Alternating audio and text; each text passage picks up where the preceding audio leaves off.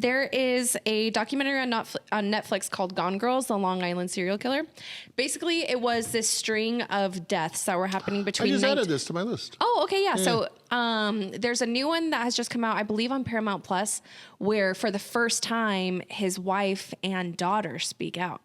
And the wife is saying, I haven't watched it yet, but basically summarize it. I guess the wife is saying, no, he's innocent. There's no way that he could have been doing this. And the daughter's like kind of on the fence of like, I don't know, maybe my dad did do it. So basically what it is there's a string of killings.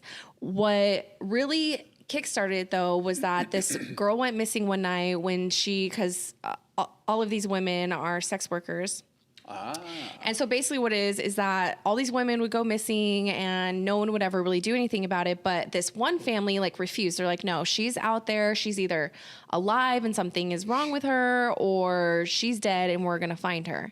Especially because the place that she went missing was, so she usually would like find clients in like the Manhattan area, and then they, would have her like go out to, it was like an hour or so away, like where it's like really marshy and like uptown New York and stuff like that.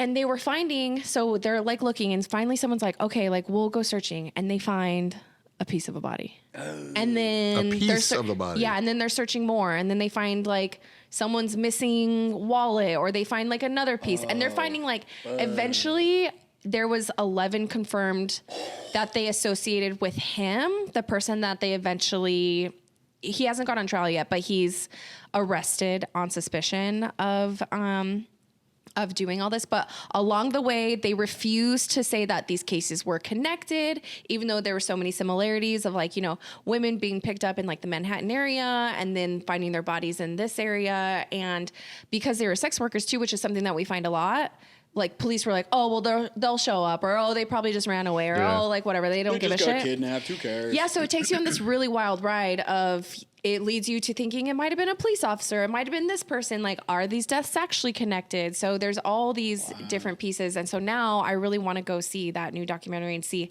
what updated information there is. And I want to see, because the new one is the new one the one that's on Netflix? So that one is relatively new still, but there's a new one that just came out within the past day or so. Yeah. At this point, like maybe like What's the past the new week. one on? I believe it said Paramount Plus. Yeah. Okay.